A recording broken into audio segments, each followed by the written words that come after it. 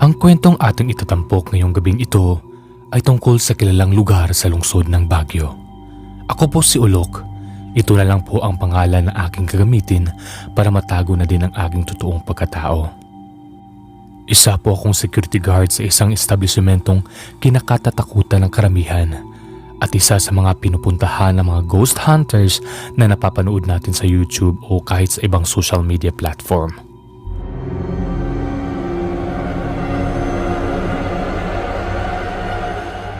Nangyari ang lahat ng ito nung ako ay nakatoka pa sa Diplomat Hotel. Ang pagkakatanda ko, taong 2008 nangyari ito. Hindi pa ito pinupuntahan o dinudumog ng mga content creators o kahit ano pang individual na gusto makaranas ng mga kababalaghan.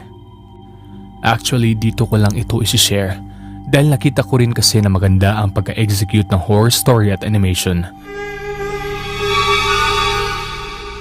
Buwan ng Agosto, Pizza 19. Yan ang araw na na-hired ako sa establishmento at na-posting sa lugar na iyon.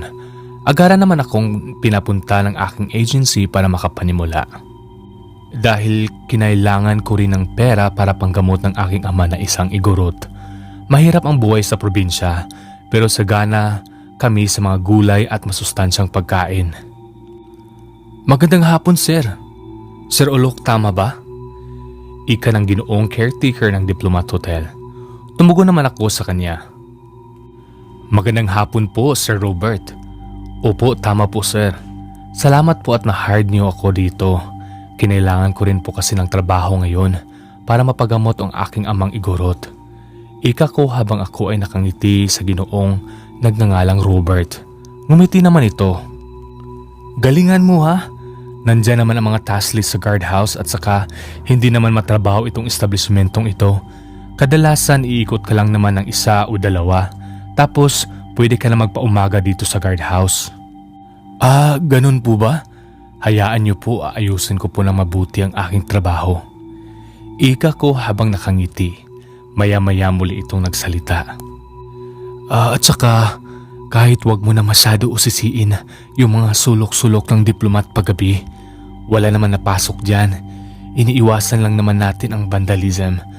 Yan kasi ang ordinansa ng munisipyo para hindi masira ang ganda at history nito. Tugon ni Ginoong Robert. Tumango naman ako ng mga puntong ito. Pero iniisip ko na dapat mas paghusayan ko pa ang aking pagiging security guard para hindi ito mawala sa akin at maging way pa para mapaganda ang buhay ng aking pamilya sa itaas ng bundok.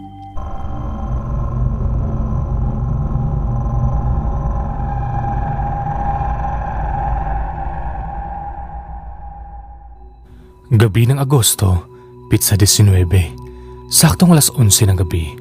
Mag 5 hours na akong naka-duty ng mga puntong ito.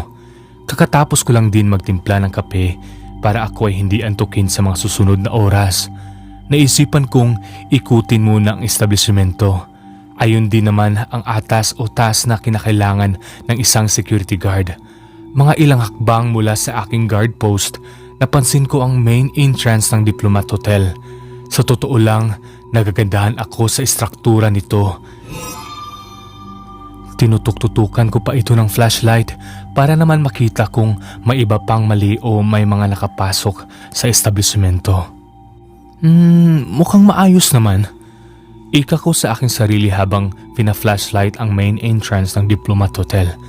Maya-maya pa, ibabaling ko na sana ang flashlight sa ibang direksyon dahil ako ay magpapatuloy ng mag-ikot. Nang biglang may nahagip ang aking mata ng isang imahe. Agad ko binaling ang flashlight paparoon sa naaninag ko. Laking gulat ko, may isang maitim na nakasuot ng madre ang nakatitig sa akin.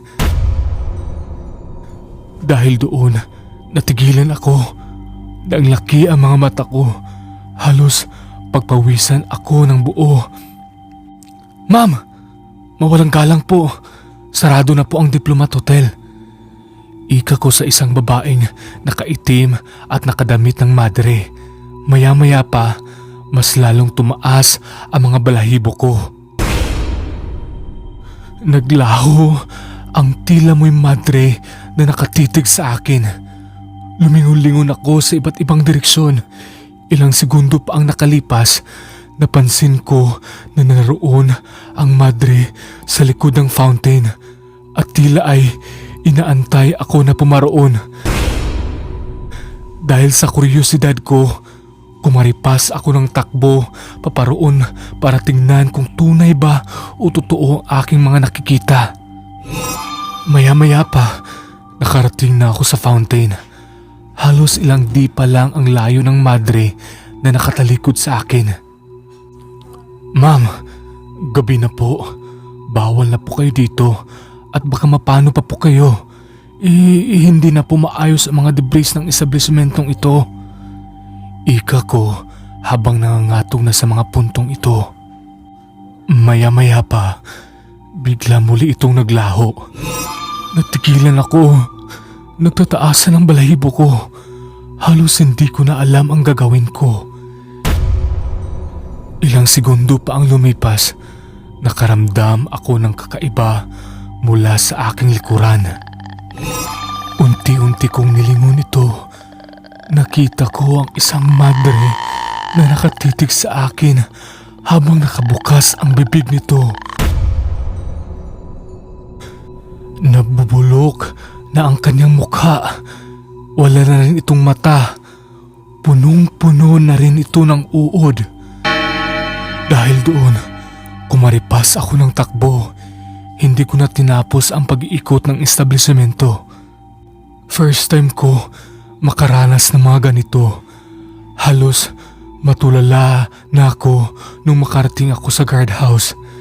Hindi ko na alam ang gagawin ko. Tarantang-taranta na ako ng mga puntong ito. Multo ba ang nakita ko? Ika ko habang nanginginig. Sinubukan kong ikalma ang sarili ko.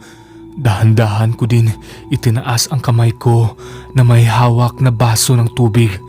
Ngunit sa di inaasahan, nakarinig muli ako ng isang tinig na katulad kanina. Dali-dali akong yumuko ng mga puntong iyon. Dasal ako ng dasal. Maya-maya pa, biglang may isang bagay ang dumapis sa aking likuran. Nagkanda humayaw na ako sa takot ng mga oras na iyon. Huwag mo ko sasaktan. Huwag mo ko sasaktan. Pusiti lang ako. Poste lang ako. Ilang segundo pa ang lumipas, napansin ko na wala na ang mga tinig ng aking naririnig. Unti-unti kong nilingon ang mga nasa likuran ko. Nahimasmasan ako nang makita ko na ang nasa likuran ko pala ay isang butike lamang.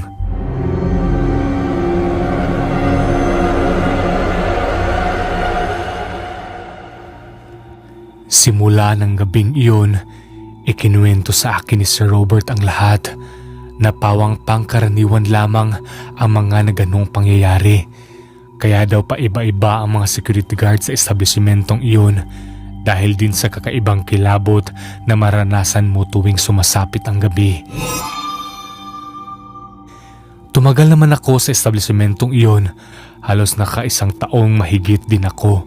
Nakasanayan ko na rin ang pakikisama sa mga nagpaparamdam. Hindi lang din pala madre ang naroroon. May mga demonyo, pari at iba pa. Hanggang ngayon, hindi ko pa rin makakalimutan ang mga nararanasan ko nung ako ay nakaposting pa sa establishmentong iyon.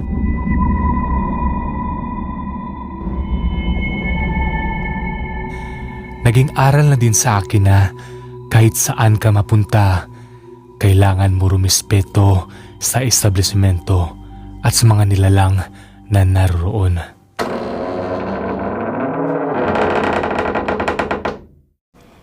Copy po.